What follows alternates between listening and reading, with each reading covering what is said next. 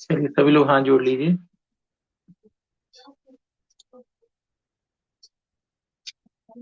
णमो अरिहंताणं, णमो सिद्धाणं, णमो आयरियाणं, णमो उवज्झायाणं, णमो लोये सवसाहुणम्। जय गुरु पंच परमेष्टि भगवान की जय। आज थोड़ा सा मेरे घर पे कुछ लोग आए हुए हैं, तो हो सकता है कुछ शोर वगैरह आपको सुनाई दे, थोड़ा सा देख लीजिएगा। आइए क्लास शुरू कर रहे हैं। एक मिनट बस।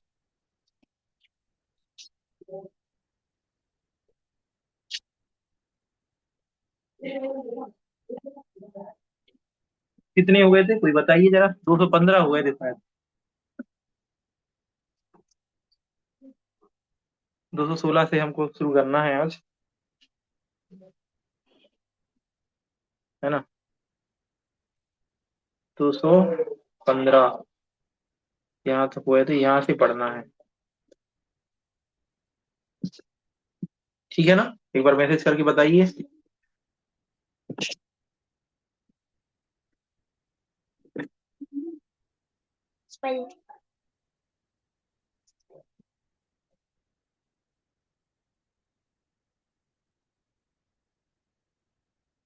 कोई मैसेज नहीं कर रहा है, इसका मतलब आप लोगों को पता नहीं है क्या।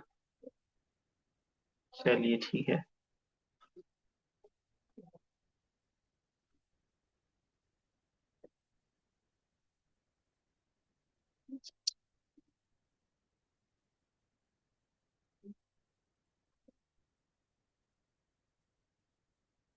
चलिए 216।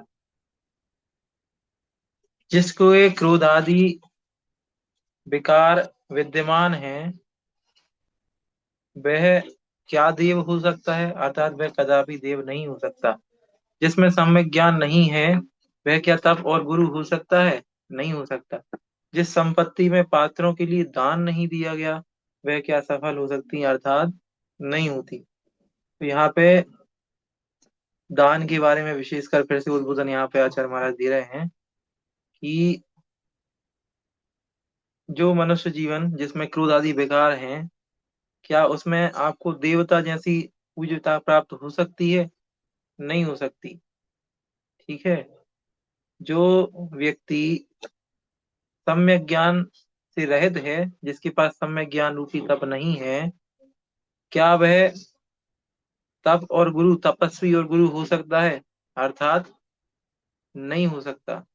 और जिस संपत्ति में पात्रों के लिए दान नहीं किया जा सकता, जिस संपत्ति के द्वारा पात्रों को दान नहीं दिया गया, उत्तम मध्यम जघन्य पात्रों को दान नहीं दिया गया, तो क्या वह संपत्ति सफल हो सकती है, अर्थात नहीं होती। तो यहाँ ये सारी चर्चाएं आचार्य महाराज ने की है। 217।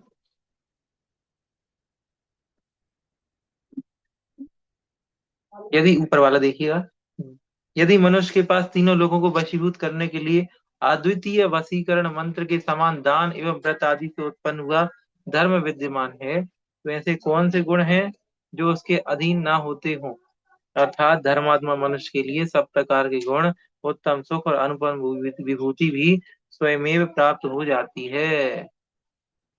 देखो कितनी अच्छी बात बता रहे हैं कि मनुष्य के पास तीनों लोगों को वशीभूत करने के लिए जो अद्वितीय वशीकरण मंत्र है, वो दान और व्रत है, और दान और व्रत से सहित धर्म। तो जिस व्यक्ति के पास जीवन में धर्म है, और वह धर्म दान और व्रत से सहित है, तो उस व्यक्ति के जीवन में क्या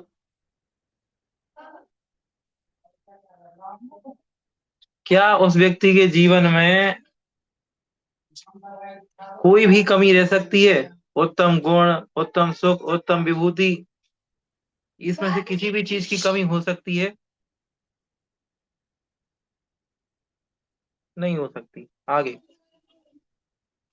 एक मनुष्य के पास उत्तम पात्र के लिए दिए गए दान से उत्पन्न हुआ पुण्य का समुदाय है, और दूसरे के मनुष्य के पास राज्य लक्ष्मी विद्यमान है, फिर भी प्रथम मनुष्य की अपेक्षा द्वितीय मनुष्य दरिद्री ही है।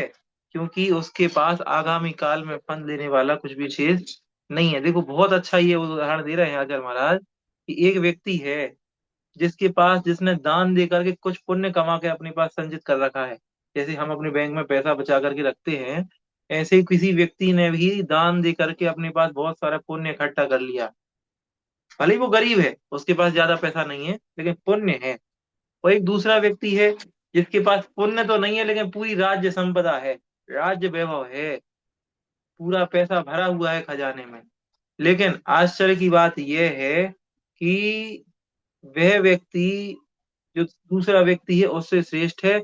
और दूसरा व्यक्ति जिसके पास पूरे राजकोष भरे हुए हैं, वह दरिद्री है। क्योंकि आगामी काल में जिस व्यक्ति के पास पुण्य है तो उसके कोष भर जाएंगे, और जिस व्यक्ति के पास पुण्य नहीं है तो वो राज्य लक्ष्मी भी क्यों ना हो उसके पास, उसकी राज्य लक्ष्मी भी उसको छोड़कर चली जाएगी। तो पुण्य का इतना महत्व है, और जो पुण्य दान के द्वारा कमाया गया है उसका तो क्या ही कहना। जिसका धन दान के लिए नहीं है, जिसका धन दान के लिए नहीं है, शरीर व्रत के लिए नहीं है, इसी प्रकार शास्त्राभ्यास कथाओं के उत्कृष्ट उपशमन के लिए नहीं है, उसका जन्म केवल सांसारिक दुख मरण एवं जन्म के कारणभूत मरण के लिए ही होता है। कोई व्यक्ति है, उसके पास धन है लेकिन दान नहीं देता, शरीर है लेकिन व्रत उपवास आदि नहीं करता, और शास्त्र अभ्यास तो करता है, शास्त्रों को तो पढ़ता है, लेकिन अंतरंग में कषाएं निरंतर बनी हुई हैं, क्रोध मान माया लोग सब उसके अंदर बैठा हुआ है। ऐसा व्यक्ति का जन्म केवल और केवल संसार में दुख भोगने के लिए, मरने के लिए और फिर से जन्म लेने के लिए ही होता है। उसका इस संसार में होना नहीं होना सब बराबर है। क्यों? क्योंकि उसने जो चीजें जिस कारण से मिली हैं उसका वो उपयोग कर ही नहीं रहा। धन मिला है तो दान करो, शरीर मिला है तो व्रत करो, और शास्त्र अभ्यास कर रहे हो, जिनवाणी को पढ़ रहे हो, तो कषायों को शांत रखो, क्रोध मान माया लोग को शांत रखो। ठीक है, चलिए। 220। मनुष्य जन्म के प्राप्त हो जाने पर जीव को उत्तम तप ग्रहण करना चाहिए, क्योंकि वह संसार रूपी समुद्र से पार होने के लिए अपूर्व पुल के समान है। उसके पास देव गुरु एवं मुनि की पूजा और दान से रहित वैभव नहीं होना चाहिए, क्योंकि ऐसा वैभव एकमात्र बंध्र का ही कारण है। बहुत अच्छी बात, एक एक उदाहरण आज की बेहद अच्छे हैं। एक एक व्यक्ति आप में से जो ऑनलाइन है, वे सभी अगर पढ़ रहे होंगे तो आप देखिए क्या लिखा है। मनुष्य जन्म पाया है और प्राप्त होने के बाद भी जीव अगर तप करता है तो मनुष्य जन्म श्रेष्ठ है। और वह तप उस जीव को संसार रूपी समुद्र से पार कराने के लिए जहाज के समान है, पुल के समान है। संसार समुद्र से पार कराने के लिए तप जो है वो पुल के समान है। और जिस व्यक्ति के पास पैसा तो खूब है, पैसा है, लेकिन देव शास्त्र गुरु की पूजा और दान से वो रहित है, तो उसका वो वैभव एकमात्र बंध का कारण है। वह जीव बंध ही करेगा।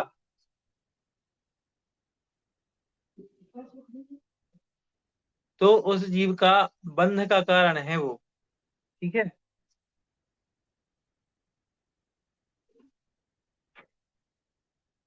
ठीक है। मनुष्य जन्म के प्राप्त हो जाने पर भी अगर जीव तप नहीं करता है, दान नहीं करता है, गुरु की सेवा नहीं करता है, मुनि की पूजा नहीं करता है, तो उसका वह जितना भी पैसा उसके पास है वह सब केवल केवल कर्म बंध के कारणभूत है, इसके अलावा कुछ भी नहीं। और आगे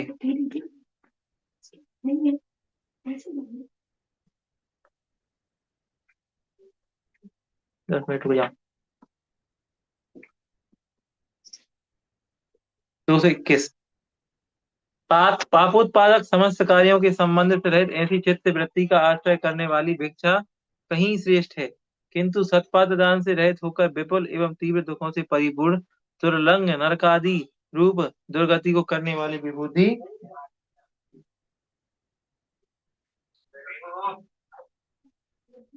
श्रेष्ठ नहीं है। वो कह रहे हैं, देखो ये वाली बात भी बहुत अच्छी है। क्या कह रहे हैं?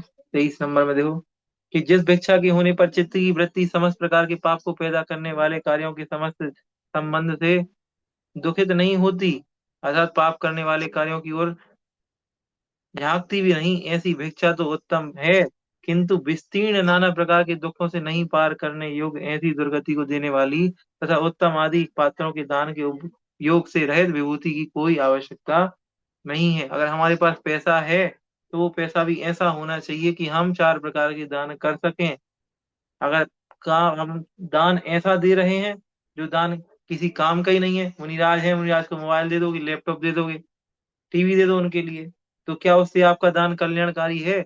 नहीं है। ठीक उसी प्रकार दान भी वो दो जो कल्याणकारी हो, वरना वह दान भी आपके लिए नरक आदि दुखों की ओर ले जाने वाला है। ठीक है। 222। जिस गृहस्थ अवस्था में जिनेंद्र भगवान के चरण कमलों की पूजा नहीं की जाती है तथा भक्ति पूर्वक संयमी जनों के लिए दान नहीं दिया जाता है, उस गृहस्थ अवस्था के लिए अगाध जल में प्रविष्ट होकर क्या शीघ्र ही जलांजलि नहीं देनी चाहिए? अर्थात अवश्य देनी चाहिए। कह रहे हैं गृहस्थ हो। आवाज बहुत स्लो आ रही है। क्या स्लो आ रही है आवाज? एक बार बता दीजिए।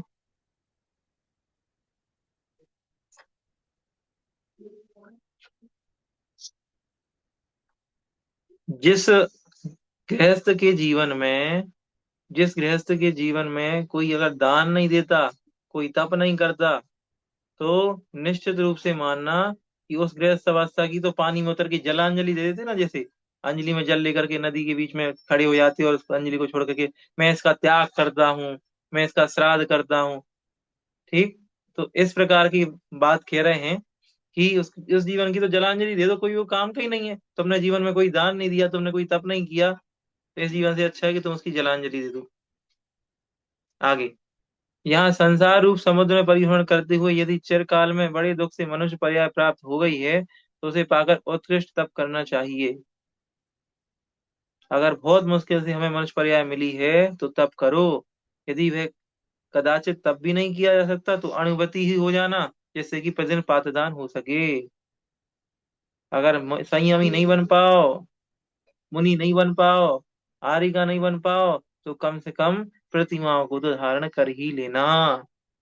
नया नया घर खूब बनवाओ लेकिन घर में कुआं जरूर बनवा लेना, ताकि कुएं के पानी से अणुव्रतों का पालन हो सके। नहीं तो यही कहोगे हमारा तो कुएं के पानी नहीं है, बहुत दूर कुआं है। सब चीजें आजकल करोड़ों रुपए मकान में खर्च कर देते, एक से एक सुविधाएं देखते, लेकिन ये सुविधा नहीं देखते कि हमारी बेलछानी का प्रयोग ढंग से हो पाए, हमारे के अंदर घर में कुआं बन जाए। उसमें खर्चा नहीं कर सकते, वो तो फिर उल्टा खराब हो जाएगा घर। ये नहीं सोचते कि अनुव्रतों का पालन हो जाएगा, जिंदगी सुधर जाएगी। कुछ ऐसा प्रयास करें, घर में आटे की चक्की स्वयं की लगाएं, बाजार का आटा ना खाएं, बाजार के मसाले पीस के ना खाएं, पिसे हुए पैकेट के ना खाएं, शुद्ध भोजन करें। प्रयास ये करना चाहिए।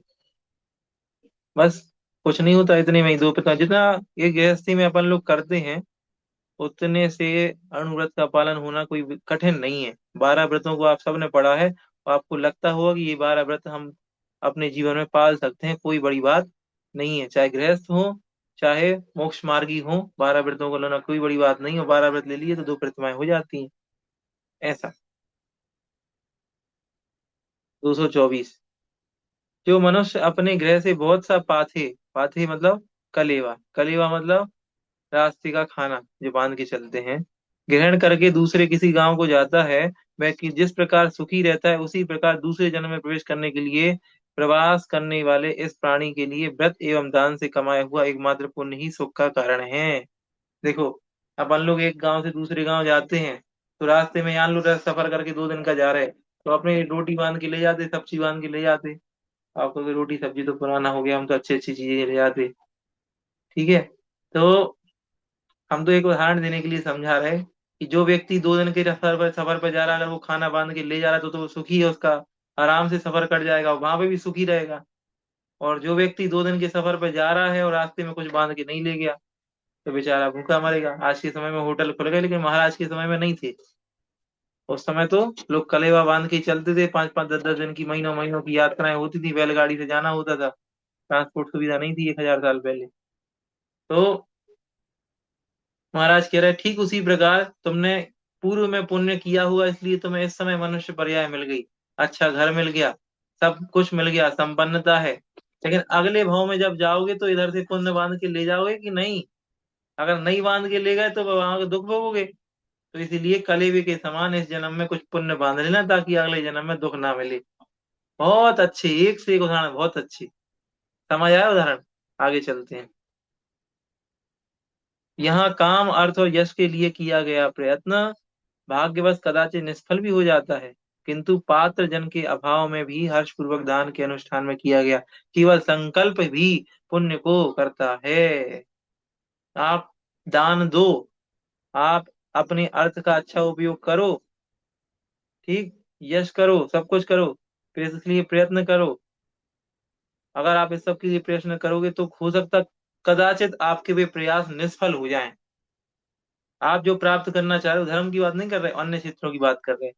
काम अर्थ यश के लिए आप जो भी प्रयत्न करो, हो सकता कदाचित वो सारे के सारे प्रयास आपके निष्फल हो जाएं या आपको उसका फल ना मिले। लेकिन दान का विषय एक ऐसा विषय है कि आपने अगर भाव भी बना लिए कि आज हमें मुनिराज को आहार देने हैं, भले ही दे पाओ चाहे नहीं दे पाओ, केवल भाव बना लिए, शुद्ध कपड़े पहन लिए, मुनिराज चौके में आए चाहे नहीं आए, आपने पड़गान के लिए भाव बना लिए, आपने चौका लगा लिया, उतना ही पुण्य लग जाता। ये धर्म कितना महान है, काम हो पाए चाहे नहीं हो पाए, भाव बन जाए बस। और सामने में तो आपने पूरा काम भी कर लिया फिर भी फल नहीं मिलता, यहाँ तो केवल भाव बनाने से ही फल मिल जाता। तो ये दान की महिमा है। 226। अपनी मकान में शत्रु जन के भी आ जाने पर सज्जन मनुष्य वचन एवं आसन प्रदान आदि के द्वारा उसका अनुपम आदर सत्कार करते हैं। फिर भला उत्तम गुणों रूप रत्नों के आश्रयभूत उत्कृष्ट पात्र के वहां पहुंचने पर सज्जन हर्ष से क्या क्या आदर सत्कार नहीं करते, अर्थात अवश्य ही वे दान आदि के द्वारा उसका यथायोग्य सम्मान करते हैं। बहुत सरल भाषा है। क्या लिखा है? हमारे घर में कोई मेहमान आ जाए, हमारे घर में कोई रिश्तेदार आ जाए, 4 रिश्तेदार आ जाए, तो उनकी अपन कितनी आवभगत करते, खाना का ध्यान रखते, उनके रहने का, रुकने का, सोने का पूरा बंदोबस्त करते, कहीं जाना है तो अपनी गाड़ी दे देते, ड्राइवर दे देते, कि तुम्हें कोई कमी नहीं होनी चाहिए। फिर अगर हमारे घर में उत्तम पात्र मुनिराज ही दान लेने के लिए आ जाएं, तो हमारा पुण्य ऐसा कि आ गए, तो क्या हम उनका उत्कृष्ट रीति से आदर सत्कार नहीं करेंगे? बिल्कुल करेंगे, अवश्य रूप में करेंगे। 227। सज्जन पुरुषों के लिए अपने पुत्र की मृत्यु का भी दिन उतना बाधक नहीं होता जितना कि मुनिदान से रहित दिन उसके लिए बाधक होता है, ठीक है।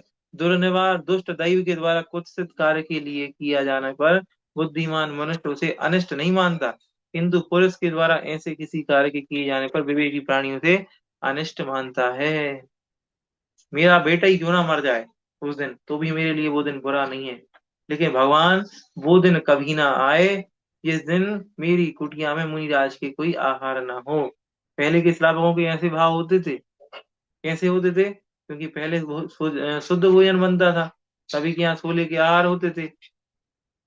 चाहे कुछ हो जाए, घर में जो भोजन बना वही भोजन सीधा मुनिराज को करा देते थे और बाद में खुद कर लेते थे। पहले के समय में द्वारा टिपण होता था, मतलब घर के बाहर खड़े होकर के देखते थे कोई मुनिराज आ तो नहीं रहे जंगल से, आहार की बेला है, ऐसा नहीं कि मैं खाने बैठ जाऊं मुनिराज निकल जाएं, उनका आहार मेरे घर में होना हो लेकिन हो ना पाए। तो इसी तरह का मनुष्य बहुत व्याकुल होता है कि जिस दिन उसके घर में किसी मुनिराज के आहार ना हो, तो उसका दिन व्याकुल है, वो सोचता है प्रतिदिन मेरे यहाँ आहार हो। ठीक है। तो उस अगर कोई बेटा मर जाए तो वो दिन ज्यादा दुख का नहीं है, लेकिन मुनिराज के आहार नहीं हो तो वो दिन उसके लिए दुखी करने वाला दिन माना जाता है, सज्जन पुरुषों के लिए, सब में दृष्टि होगा उसके लिए। 228। धर्म के साधनार्थ जो विकल्प उत्पन्न होते हैं वह धनवन और उसके धन के द्वारा, दान के द्वारा सत्य होते हैं। ठीक है। चंद्रकांत मणि चंद्र किरणों से स्पर्शित होकर अमृत को बहाते हुए यहाँ प्रतिष्ठा को प्राप्त होती है। अब यहाँ चंद्रकांत मणि की चर्चा आ गई, देखो। ठीक है। क्या कह रहे हैं?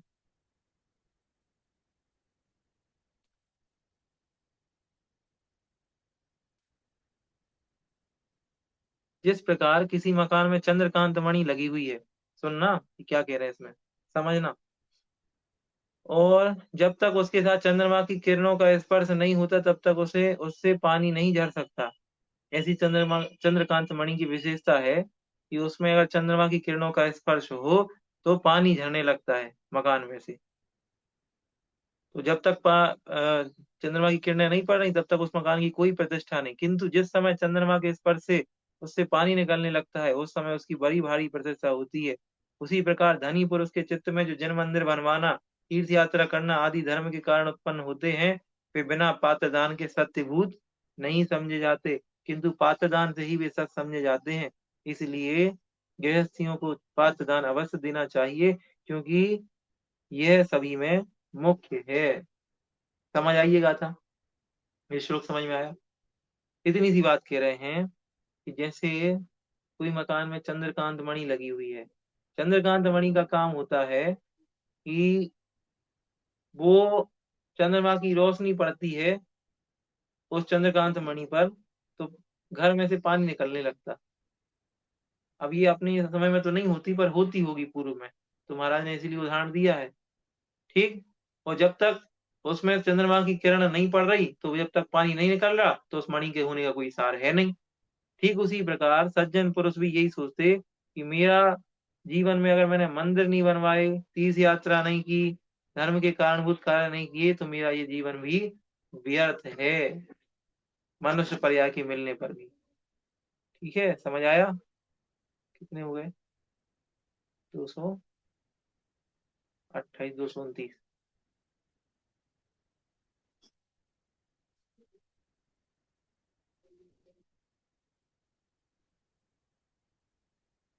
क्यों मनुष्य धन के रहने पर भी दान देने में उत्सुक तो नहीं होता, परंतु अपने धार्मिकता को प्रकट करता है। उसके हृदय में जो कुटिलता रहती है वह परलोक में उसके सुख रूपी पर्वतों के विनाश के लिए बिजली का काम करती है। जो कि इतनी अच्छी बात कही फिर से कि भैया सुनो, कह रहे हैं कि हाँ, धन है लेकिन दान देने को उत्सुक है, लेकिन केवल इसलिए कि हमारी धार्मिकता प्रकट हो जाए, हम लोक में धर्मी कहलाएं, हम दानी कहलाएं। तो ऐसी जो कुटिलता जिस व्यक्ति के अंदर है, उसका दान इस भाव में तो दुखकारी है ही, पर भाव में भी दुखकारी है। ठीक, ऐसे मन से दान नहीं देना कि हमारा नाम हो जाए, हमारा नाम शिलालेखों पे लिख जाए, मंदिर के बाहर बड़े बड़े अक्षरों में मेरा और मेरे पूरे परिवार के नाम लिख रहे, सौजन्य भेंट फलाना फलाना परिवार। ठीक, कई बार देखते मंदिरों की सीढ़ियों पे नाम लिखे रहते, दीवारों पे नाम लिखे रहते। ठीक है, प्रशस्ति पर मंदिर की मुख्य मुख्य जगह अगर कोई प्रशस्ति है तो ठीक है, लेकिन आपने कोई छोटा सा चीज लगवाई है और इतना बड़ा नाम लिखवा दिया, पुण्यार्जक परिवार ये वो। ठीक है, प्रभावना होती है, अच्छी बात है, तो कर रहे हो, लेकिन भाव ये नहीं होना चाहिए कि मेरा नाम हो जाए, नहीं तो वो फिर कार्यकारी नहीं होता। 230, अनुवृत्ति शावक को निरंतर अपनी संपत्ति के अनुसार एक ग्रास, आधा ग्रास अथवा उसके भी आधे भाग अर्थात ग्रास के चतुर्थांश को भी देना चाहिए। कारण यह है, यहाँ लोक में अपनी इच्छा अनुसार द्रव्य किसके किस समय होगा जो कि उत्तम पात्र का कारण हो सकेगा, यह कुछ कहा नहीं जा सकता। अपन लोग सोचते हैं हमारे पास खूब पैसा हो जाएगा तब अपन दान देंगे, तो यहाँ उसकी चर्चा चल रही है। तुम्हारे पास जितना है उसका 25% दो, 10% दो, 5% दो, लेकिन दो जरूर। अनुवृत्ति है, 4 रोटी खा रहा है, एक रोटी दान में दे दो। अपन लोग भी जो रोटी बनाते घर पे, तो एक रोटी गाय की निकाल देते, आगे की रोटी गाय की, पीछे की रोटी कुत्ते की, ऐसा सुनते हैं। क्यों? ये दान की परंपरा पूर्व काल से चली आ रही है कि अपन को दान करना है। खुद खा रहे हो उसमें से आधी रोटी, एक पीस निकाल के रखना है। सुनते हैं, एक उदाहरण सुना था पहले कि महाराणा प्रताप को जब अकबर ने बहुत परेशान किया, उस समय में वो जंगल में थे, तो उनकी पत्नी थी, उनकी बेटी थी, एक बेटा था छोटा सा साथ में। तो महाराणा प्रताप को जंगल में खाने के लिए कुछ नहीं था, तो घास की बनी हुई रोटियां उस समय खाते थे। तो एक बार 4 ही रोटी थी, तो 4 रोटियों में भी उन्होंने ये बात का ध्यान रखा था कि एक रोटी पास में थोड़े कुत्ते को हम खिला दें, हमको पूरा नहीं खाना, कुछ ना कुछ उसमें से दान जरूर करना है। इसी तरह हमको भी अपनी इच्छा अनुसार कुछ ना कुछ, इच्छा तो नहीं होती ज्यादा लोगों की, और जिसकी होती है तो बहुत अच्छी बात है दान करने की। तो यही कह रहे हैं कि हमें कम से कम 10%, 15% अपनी इनकम का दान करना चाहिए। चार अंश रखते हैं। ठीक। एक, कर्ज चढ़ाना है। एक, कर्ज उतारना है। एक से खर्चा चलाना है। और एक को दान करना है। सुनते हैं ऐसी कहीं एक पंक्ति आई थी। कर्ज किसका उतारना है? कर्ज उतारना है माता पिता का। कर्ज चढ़ाना किस पे है? सेव करके अपने बच्चों पे कर्ज चढ़ाना है। ठीक। एक से खर्चा चलाना है, एक हिस्से से, और एक हिस्से से दान देना है। यही सही नीति है। कर्ज चढ़ाना, कर्ज उतारना, संचालन करना, और दान देना। ठीक है, तो इस तरीके से 15 आज अपन ने फिर से पढ़े। इसकी आगे की चर्चा अपन कल करेंगे। बोधि समाधि परिणाम शुद्धि स्वात्मोपलब्धि शिक्षो की सिद्धि चिंतामणि चिंतित वस्तुदानी द्वावंद मानस्य ममास्तु देवी। 9 बार नमस्कार।